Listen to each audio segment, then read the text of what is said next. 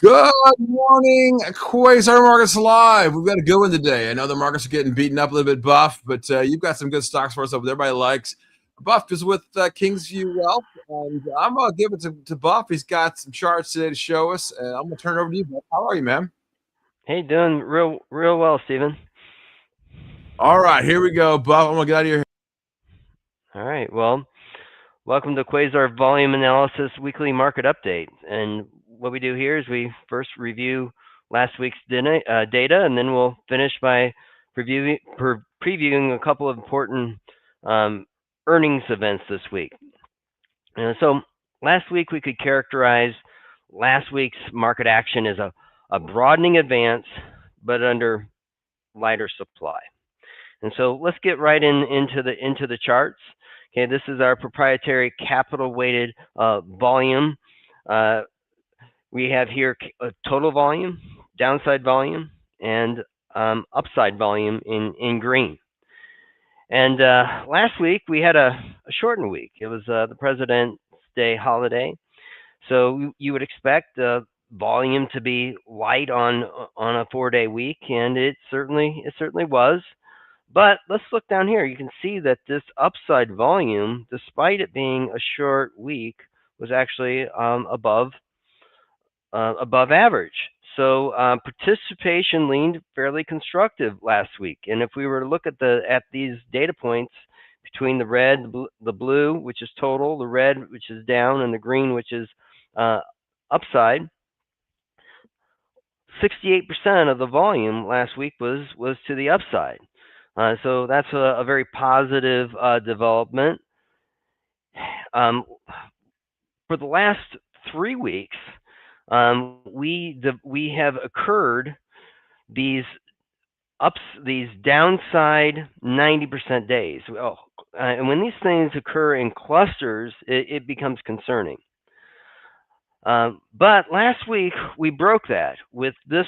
See just a little bitty volume here on Wednesday, to the downside, but well above upside volume to the upside, and so on altogether, 95% of last Wednesday's volume was to the upside. So we broke that string of clustering of big downside days.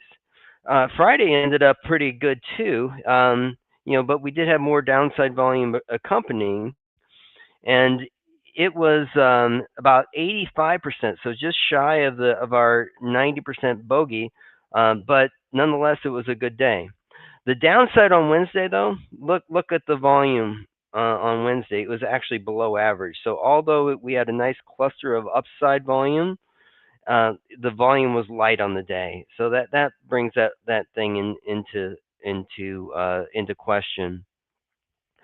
As we look at and review last week, what happened as far as our different troops movements.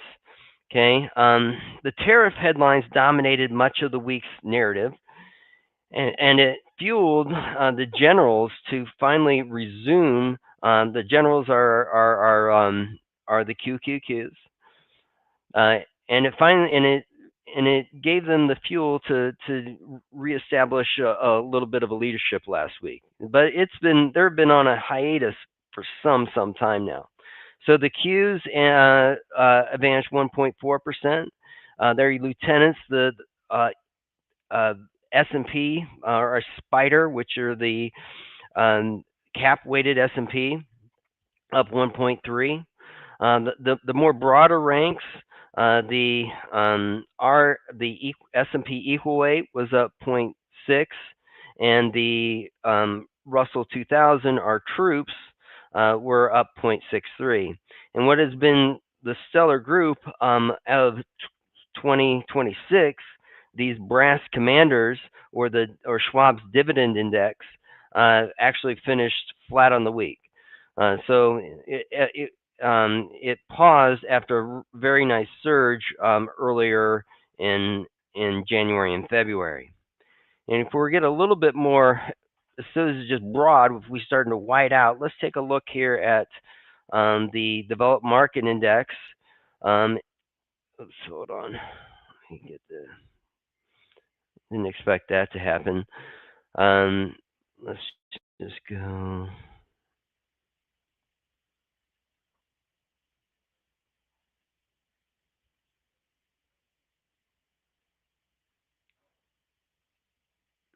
Well, if we were to look at the broader markets, we'll just skip these. The international markets were flat, and the emerging markets would have led all groups. They were up 2%. So those widening out, going international, particularly emerging markets, has been a fairly good theme for the year, and it's certainly playing itself out. So if now let's take a look at the overall trends of capital weighted volume. And one of the things we've been discussing here is that we've been seeing lower highs in dollar and capital weighted volume, but we've been maintaining the lows.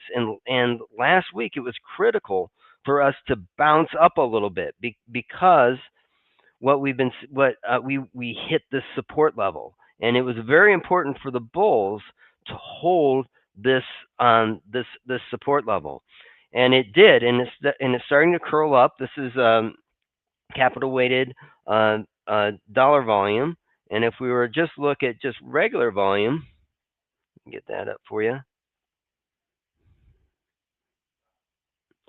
Looks very similar. Lower lows, higher high here, but it's been a pattern of lower lows and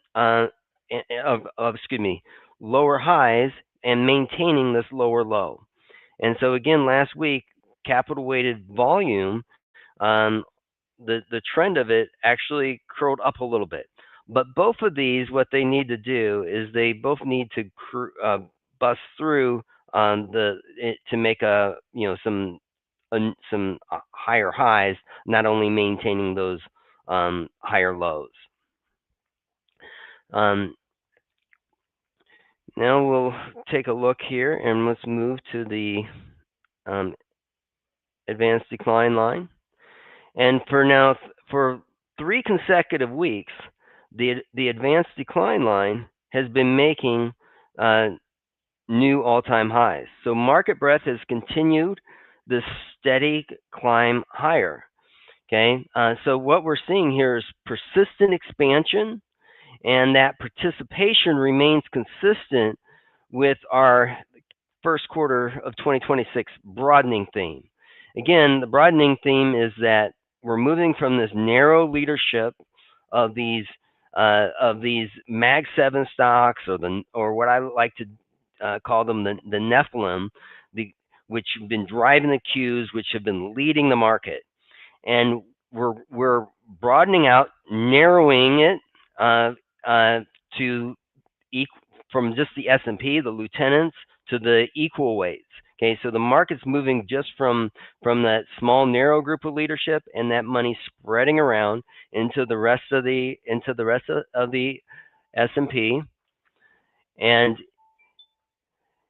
it's also moving down into mid caps, down into small caps, down even into the micro caps, and then it's spreading out to international and into the emerging markets. So capital appears to be reallocating rather than just retreating.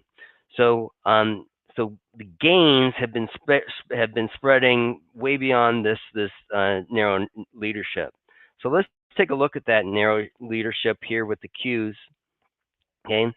The thing that we need to look at with the Qs is back in early December, there was this spinning top formation. Okay, and they've been struggling ever since. Spinning tops don't always have to be tops. They often can be consolidation patterns, especially when formed away from the all-time highs. So this spinning top here occurred weeks after the original highs. So generally when we see that, a spinning top within later than someplace other than the very top, it also often turns into a consolidation pattern. Okay, so the generals, if you notice here, all the highs have been lower, lower, lower, lower, lower. All the lows have been lower, lower, lower, lower. So we've been seeing this pattern of lower highs and lower lows. That's a downtrend. Okay, last week um, we closed on the upper end of the range, but it didn't create a higher high, nor did it create a, um, a lower high. So we're still in that downtrend. But if we could break up, either create a lower high or a higher high, we can break that downtrend. So that is something that we'll need to keep an eye on, because as you can see by my support line here, we're right on. We closed last week. Last week's low was right on support. Now let's move from the generals to the smaller troops, which is the Russell 2000. Okay, and so and the Russell 2000 has been consolidating since. Let me just show you here. Since this doji pattern, so we got this doji, and it's been consolidating ever since, going more sideways as opposed to up. So we're still in this doji pause, consolidating gains rather than extending them. But overall, it's still a bullish pattern. It's just been consolidating some gains. And so now let's take a look at some things that have been gaining some more recent momentum. This is the S&P, but it's the S&P equal weight. You can see that it continues to make higher lows, and tested the high. Last week's range actually was all the way. It was completely engulfed by the prior week's range, and so now if we were to look at those levels, which are we were these last week's levels, the high would act as resistance at 205, and its low at 200 is acting as support. Now let's look at the standout of the year, which is dividend stocks. This is the Schwab U.S. Dividend Index. And notice here that it's built this really beautiful base. Love these big, fat, long bases. And it certainly developed a very nice base. And here it broke into a new high. And then it was followed through by these big bars. So breaking out on a big base is a very strong formation. But notice last week it didn't go up or down, but it did have a little bit of a wider wick. This gives the look similar to what happened with the troops.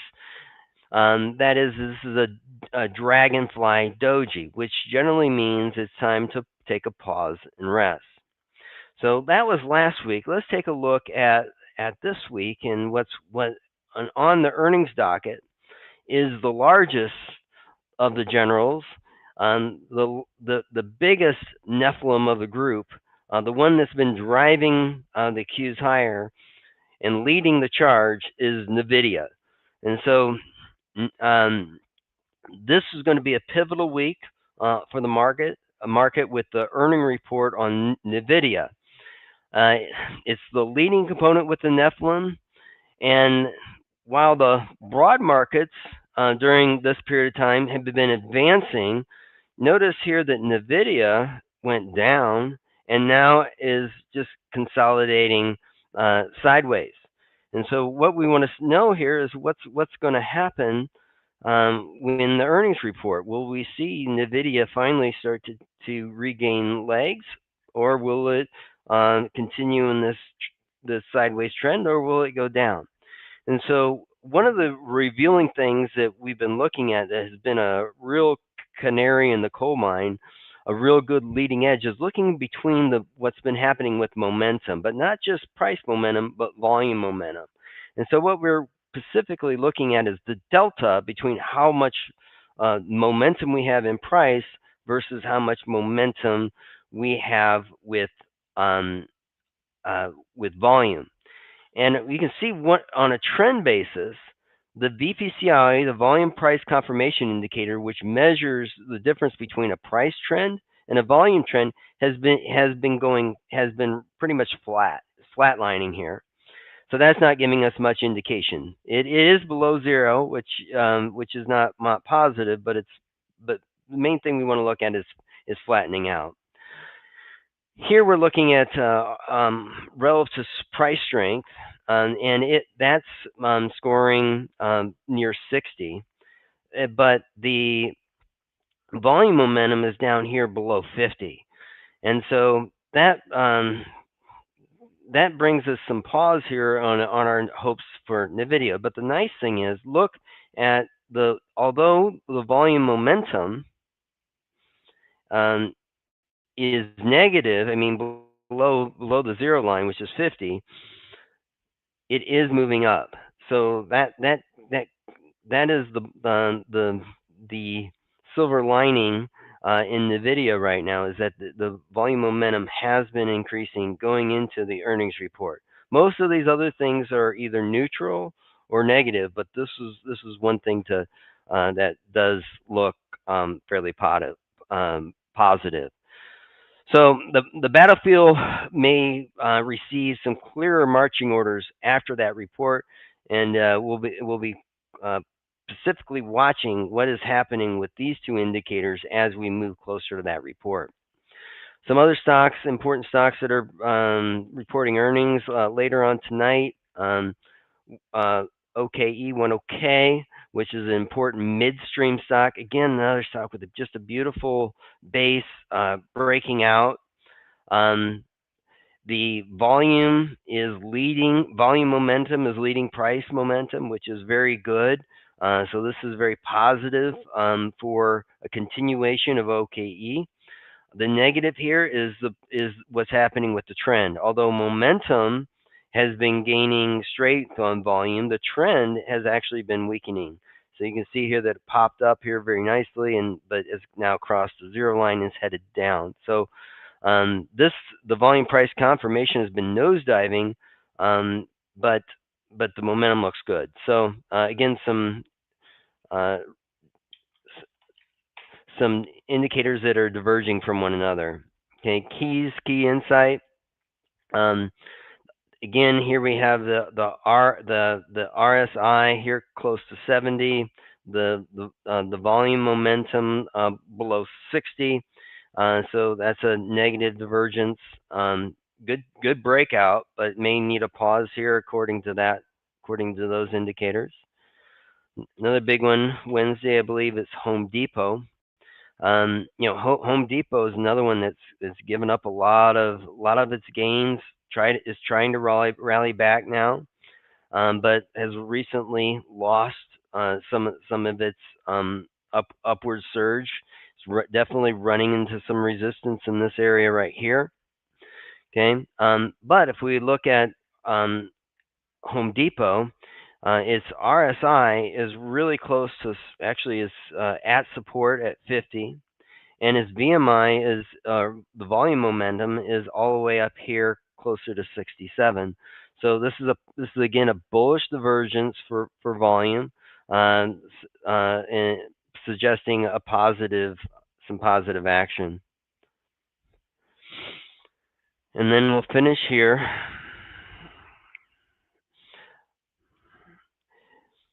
BMRN.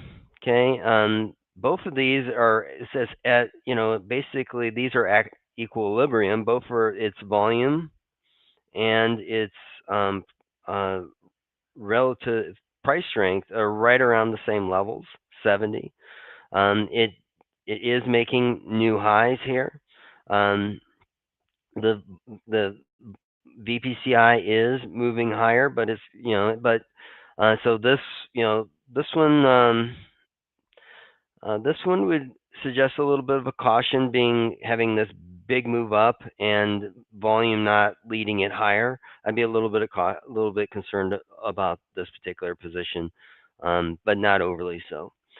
So overall, if we look at how our campaign is moving, it remains constructive. but yet it's incomplete. The breadth continues to expand out. The leadership is rotating, rolling over, but the upside participation is lagging. So lighter volume during advances really means unresolved leadership, and more restraint and looks more like consolidation. So investors should consider remaining aligned with the broadening strength. They should respect the near-term support levels. Try to avoid overextending into the heavy momentum until the volume confirms it. So in markets defined by rotation and selected advances, discipline, diversification remain your strongest defense. So that's the report for this week. Big Beat, you got anything for me? Buff, it's very interesting that you've really laid it all out for us at Kingsview. And one of the things that I think that is interesting is the volatility has been a little, the volume hasn't been crazy, but the volatility has. Separate that for us a little bit and kind of explain to us your thought process going into, say, obviously NVIDIA's got their earnings coming up. But we've also got the Fed, we've got the president, we've got the State of the Union tonight. Is volatility going to pick up? Volume going to pick up? What's going to happen here in this coming week? You would expect that the volume would pick up given all these headlines.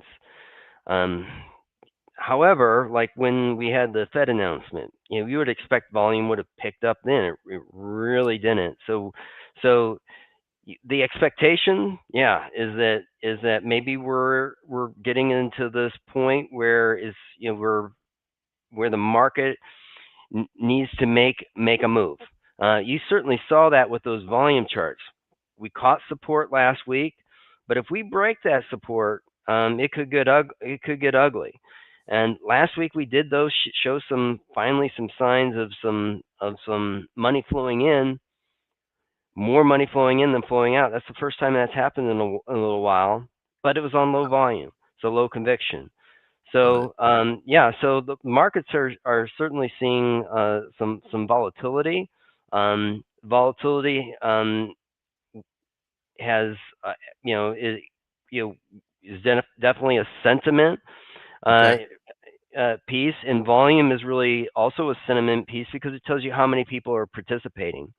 I think the big piece of the market here is seeing how all this works out within the coming week, watching those support lines, making sure if they hold or if they continue to bounce. The other big thing to look at is looking at outside of that S&P. Okay, NVIDIA coming up is going to be a big leader, but the market, even though the volume hasn't been as positive, we'll go back and look at this advanced decline line. That advanced decline line is telling us that the money is rotating from those narrow leadership within the S&P, the Mag 7, and moving out to the rest of the market. But a lot of these signs, even within we looked at the equal weight, we looked at the dividend stocks, we looked at the Russell, and what did they all say? They're all saying pause. Pause. They're all saying pause. All right, Buff, that's it. That's the point. They're all saying pause. Kingsview Wealth Partner, my man. All right, we'll see you right back here next Monday. All right. Thanks, Stephen.